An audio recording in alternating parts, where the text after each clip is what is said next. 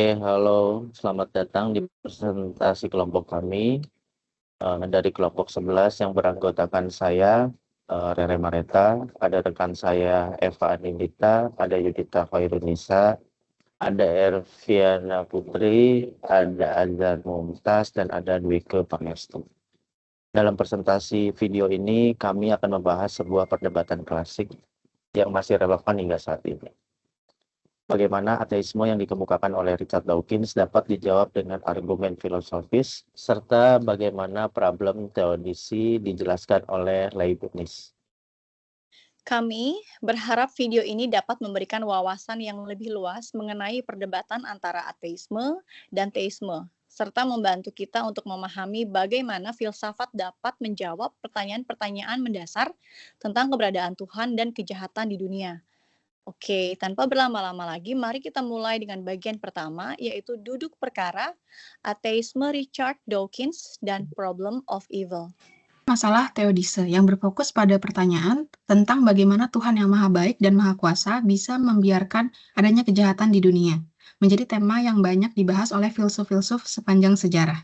Salah satu jawaban terkenal atas masalah ini datang dari filsuf Jerman, Gottfried Wilhelm Leibniz. Leibniz menjawab masalah teodise dalam karya terkenalnya Essays of Theodicy tahun 1710, di mana ia mencoba untuk membuktikan bahwa dunia ini, meskipun ada kejahatan dan penderitaan, tetap merupakan dunia terbaik yang mungkin. Ini adalah inti dari argumen teodise Leibniz, yang dikenal dengan teori dunia terbaik. Jadi jawaban Leibniz terhadap masalah teodise yang pertama yaitu adalah konsep dunia terbaik. Leibniz berargumen bahwa Tuhan, yang adalah Tuhan yang Maha Kuasa, Maha Bijaksana, dan Maha Baik, memilih untuk menciptakan dunia ini karena adalah dunia terbaik yang dapat dibayangkan. Meskipun dunia ini mengandung kejahatan dan penderitaan, semua ini menjadi tempat dan tujuan yang lebih tinggi dalam rencana Tuhan. Tuhan tidak menciptakan dunia yang sempurna tanpa kejahatan dan penderitaan karena, menurut Leibniz, dunia tanpa kebebasan atau tantangan moral tidak bisa menjadi dunia yang benar-benar baik. Yang kedua, pentingnya kebebasan manusia. Salah satu aspek yang penting dari Leibniz adalah bahwa kejahatan moral, misalnya penderitaan yang disebabkan oleh tindakan manusia adalah hasil dari kebebasan manusia untuk memilih.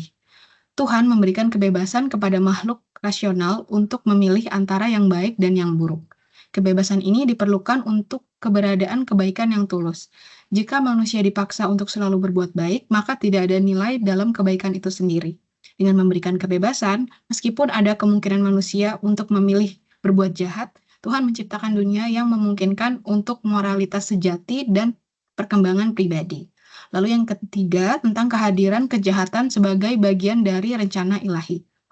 Leibniz juga mengemukakan bahwa kejahatan meskipun buruk dalam dirinya sendiri, seringkali memiliki tujuan yang lebih besar dalam rencana Tuhan. Misalnya, melalui penderitaan, individu dapat berkembang, memperoleh kebijaksanaan, atau menjadi lebih peka terhadap nilai-nilai moral. Selain itu, ada kejahatan alami seperti bencana alam yang mungkin tampaknya tidak dapat dijelaskan dengan mudah, tetapi bagi Leibniz, kejahatan-kejahatan ini mungkin diperlukan untuk menciptakan keseimbangan atau untuk memungkinkan kebaikan yang lebih besar. Yang keempat, pentingnya dunia yang kompleks. Leibniz juga menyarankan bahwa dunia ini sangat kompleks, dan meskipun kita mungkin tidak dapat melihat bagaimana segala sesuatu bekerja dalam gambaran besar, Tuhan sebagai pencipta yang bijaksana mampu merancang dunia ini dengan cara yang terbaik. Manusia terbatas oleh pemahaman dan pengalaman mereka yang terbatas. Mungkin tidak dapat sepenuhnya memahami alasan Tuhan mengizinkan adanya kejahatan dan penderitaan. Namun dari sudut pandang Tuhan yang tidak terbatas, dunia ini adalah dunia yang paling baik yang bisa ada. Walaupun Leibniz memberikan jawaban yang mendalam terhadap masalah teodise, pandangannya ini tidak luput dari kritik. Salah satu kritik utamanya datang dari filsuf Voltaire dalam novel Candide, di mana Voltaire menyindir pandangan Leibniz melalui tokoh Pangloss, seorang filsuf yang selalu berpegang pada gagasan bahwa ini adalah dunia terbaik dari semua dunia yang mungkin. Voltaire mengkritik pandangan ini sebagai naif dan tidak realistis, mengingat banyaknya penderitaan yang ada di dunia, seperti perang, penyakit, dan kelaparan, yang tampaknya tidak dapat dijustifikasi dalam kerangka dunia yang terbaik. Duduk Perkara Ateisme oleh Richard Dawkins dan Masalah Kejahatan atau The Problem of Evil. Di sini Richard Dawkins sebagai seorang ateis dan ilmuwan menganggap masalah kejahatan atau problem of evil sebagai salah satu alasan utama untuk meragukan keberadaan Tuhan yang maha baik dan maha kuasa. Dalam bukunya The God Delusion, Dawkins mengemukakan pandangannya tentang kejahatan dan penderitaan di dunia ini yang tampaknya bertentangan dengan konsep Tuhan yang sempurna. Masalah kejahatan menurut Dawkins, bagi Dawkins salah satu argumen paling kuat yang mendukung ateisme adalah masalah kejahatan, keberadaan, kejahatan moral atau perbuatan jahat manusia. Dan kejahatan alam, misalnya bencana alam, penyakit, kelaparan yang ada di dunia ini. Masalah ini menjadi isu besar dalam teologi dan filsafat agama. Dan Dawkins berpendapat bahwa kejahatan dan penderitaan menunjukkan ketidaksesuaian antara dunia yang ada dengan konsep Tuhan yang maha kuasa dan maha baik. Berikut adalah beberapa elemen utama yang Dawkins soroti terkait dengan masalah kejahatan. Yang pertama ada kejahatan alam. Dawkins mencatat bahwa banyak bencana alam yang tidak hanya menyebabkan penderitaan massal, tetapi juga tampaknya tidak ada tujuan moral yang jelas. Misalnya gempa bumi, tsunami, dan penyakit seperti kanker atau malaria menimpa orang baik dan buruk secara acak. Menurut Dawkins, jika Tuhan adalah entitas yang maha kuasa dan maha baik, mengapa dia mengizinkan penderitaan yang tidak adil dan tak terhindarkan seperti ini? Kemudian yang kedua ada kejahatan moral. Selain kejahatan alam, Dawkins juga menyoroti kejahatan moral, yaitu kejahatan yang dilakukan oleh manusia seperti pembunuhan, penyiksaan, dan peperangan. Dalam pandangannya, jika Tuhan adalah maha kuasa dan maha baik, mengapa dia memberikan manusia kebebasan untuk memilih kejahatan? Ini tampaknya membuktikan bahwa konsep Tuhan yang baik dan penuh kasih tidak konsisten dengan kenyataan kejahatan yang ada di dunia. Kemudian untuk yang ketiga ada kontradiksi antara Tuhan dan kejahatan. Dawkins berpendapat bahwa keberadaan kejahatan di dunia ini menunjukkan ketidakcocokan dengan konsep Tuhan dalam agama-agama monoteistik. Jika Tuhan Maha Kuasa, maka seharusnya Dia bisa mencegah kejahatan. Jika Tuhan Maha Baik, maka seharusnya Dia akan mencegah penderitaan dan kejahatan. Karena kejahatan tetap ada, Dawkins menyimpulkan bahwa ide Tuhan yang sempurna mungkin tidak sesuai dengan kenyataan yang ada di dunia ini. Lalu bagaimana tanggapan terhadap masalah kejahatan atau the problem of evil? Argumen menurut teologis. Meskipun Dawkins menganggap bahwa masalah kejahatan sebagai salah satu bukti bahwa Tuhan tidak ada, tapi banyak filsuf dan teolog yang telah mengembangkan argumen untuk menjawab masalah ini.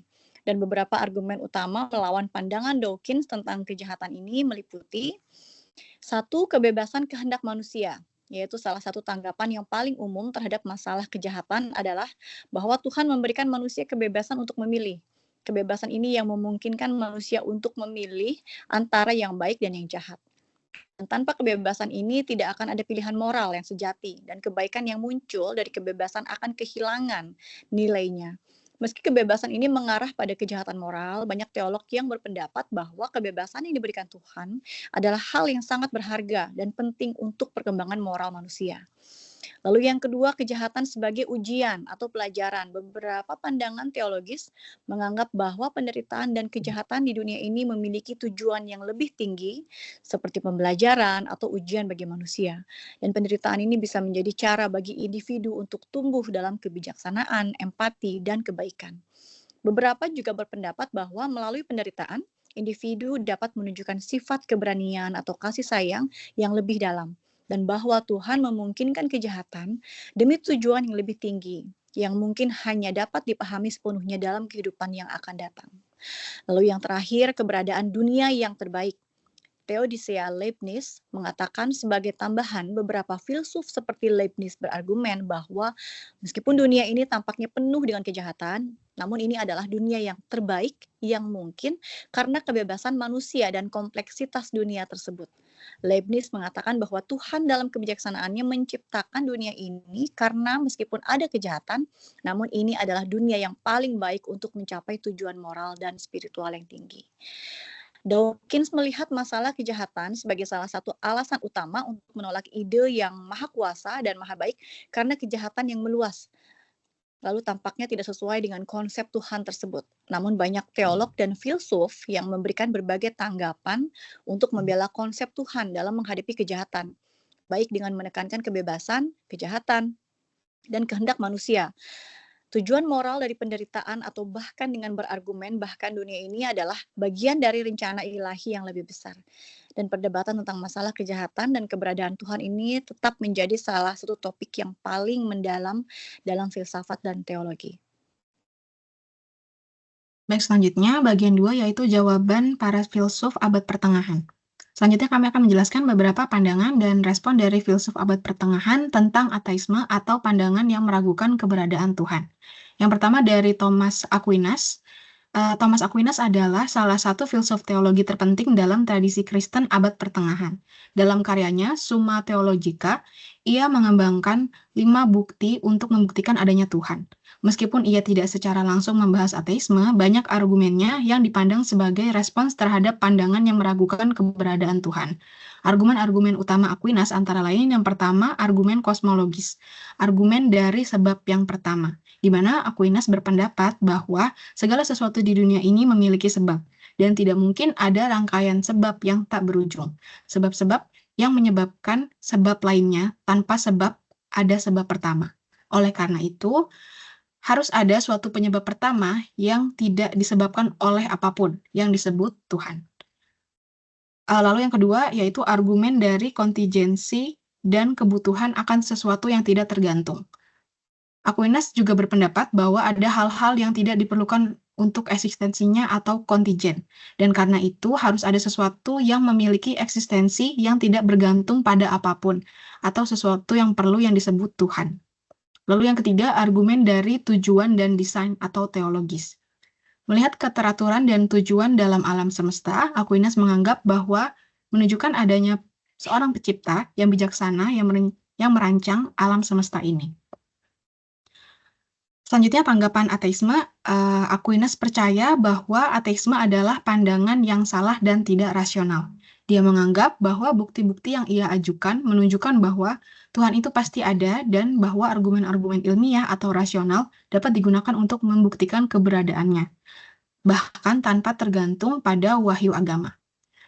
Lalu selanjutnya kita akan membahas pandangan dari Agustinus dari Hippo. Agustinus adalah salah satu tokoh utama dalam perkembangan pemikiran teologi Kristen. Dalam karyanya Confession and the City of God, ia banyak membahas keberadaan Tuhan dan masalah kejahatan. Agustinus berargumen bahwa keberadaan Tuhan tidak bisa dipahami melalui pemahaman moralitas dan tatanan moral yang ada di dalam diri manusia. Menurutnya, hati nurani manusia mengarah pada Tuhan, yang merupakan sumber dari semua kebaikan. Ia juga berargumen bahwa ateisme atau penolakan terhadap Tuhan seringkali berakar pada nafsu dan kecenderungan manusia untuk mencari kepuasan pribadi tanpa mengindahkan kebenaran spiritual dan moral yang lebih tinggi. Agustinus berpendapat bahwa meskipun akal manusia dapat mengenali Tuhan melalui bukti-bukti moral dan desain alam, wahyu ilahi seperti yang terdapat dalam kitab suci tetap penting sebagai pengetahuan yang lebih mendalam tentang Tuhan. Lalu selanjutnya pandangan dari Anselmus dari Canterbury. Anselmus adalah seorang filsuf dan teolog skolastik, terkenal karena mengembangkan argumen ontologis untuk keberadaan Tuhan, yang bertujuan untuk membuktikan eksistensi Tuhan semata-mata melalui konsepnya. Anselmus berargumen bahwa Tuhan adalah yang tidak dapat dipikirkan lebih besar lagi, atau that than which nothing greater can be thought. Menurutnya, jika Tuhan hanya dalam pikiran, maka Tuhan bisa lebih besar lagi jika dia tidak ada di dunia nyata. Oleh karena itu, Tuhan harus ada dalam kenyataan, karena eksistensi nyata adalah sifat yang lebih besar daripada hanya ada dalam pikiran. Tanggapan Anselmus tidak langsung menyerang ateisme, tetapi ia juga melihat bahwa pemahaman tentang Tuhan yang sempurna harus mengarah pada keyakinan akan eksistensinya. Ateisme dalam pandangannya adalah bentuk ketidaktahuan atau penolakan terhadap kenyataan tentang Tuhan yang harus diterima oleh akal manusia. Pada filsuf-filsuf abad pertengahan ini, meskipun sering berfokus pada argumen-argumen rasional dan teologis untuk membuktikan keberadaan Tuhan, juga memberikan respon terhadap pandangan ateistik. Meskipun ateisme sebagai ideologi belum berkembang luas pada masa itu, mereka berpendapat bahwa Tuhan bisa dibuktikan melalui akal, bukti-bukti alam, dan juga wahyu, serta bahwa ateisme adalah pandangan yang salah atau tidak rasional. Selain itu, mereka juga menganggap bahwa keyakinan kepada Tuhan adalah bagian dari pemahaman moral dan juga spiritual yang lebih tinggi, yang memungkinkan manusia untuk mencapai kebenaran dan juga tujuan hidup yang sejati. Baik, kemudian untuk di bagian 3, terdapat jawaban tambahan di luar filsuf abad pertengahan. Selain filsuf abad pertengahan, beberapa filsuf modern dan kontemporer juga memberikan argumen melawan ateisme Dawkins dan masalah kejahatan seperti argumen ontologis. Sebagai seorang ateis, Richard Dawkins menolak keberadaan Tuhan dengan argumen bahwa tidak ada bukti empiris yang cukup untuk mendukung klaim tentang Tuhan. Namun, argumen ontologis ini pertama kali dirumuskan oleh Anselmus dari Canterbury, mencoba membuktikan keberadaan Tuhan melalui konsep logis semata. Dalam versi modernnya, filsuf seperti Alvin Plantinga mengembangkan argumen ontologis dengan menggunakan logika modal. Ia berargumen bahwa Tuhan adalah being of maximal greatness yang keberadaannya bersifat niscaya dalam dunia. Kemudian argumen teologis, argumen ini yang berfokus pada keteraturan dan desain alam semesta. Filsuf seperti William Paley dengan analoginya seperti Richard Swinburne dengan probabilitas mengembangkan argumen ini. Mereka berargumen bahwa kompleksitas dan keteraturan alam semesta menunjukkan adanya perancang yang cerdas. Dalam buku The Blind Watchmaker, Dawkins berargumen bahwa seleksi alam dapat menjelaskan kompleksitas tanpa perlu merujuk pada perancang yang cerdas. Namun, pendukung argumen teleologis akan menegaskan bahwa seleksi alam hanya menjelaskan mekanisme, bukan asal-usul hukum alam itu sendiri yang tampaknya dirancang. Kemudian yang ketiga itu ada John Hick dan Soul Making Theodicy. Hick berargumen bahwa penderitaan dan kejahatan memungkinkan manusia berkembang secara moral dan spiritual. Dunia tanpa tantangan akan membuat manusia seperti robot tanpa kebebasan moral. Kemudian yang keempat, ada argumen fine-tuning dalam kosmologi.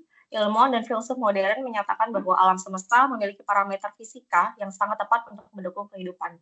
Probabilitas ini terlalu kecil untuk terjadi pada kebetulan sehingga mengindikasikan adanya perancang cerdas. Oke, jadi kesimpulannya, sebagai seorang ateis, Richard Dawkins menolak keberadaan Tuhan dengan mengandalkan argumen-argumen empiris dan ilmiah. Namun, argumen-argumen filosofis seperti ontologis, kosmologis, dan teleologis menawarkan tanggapan yang mendalam terhadap klaim-klaimnya.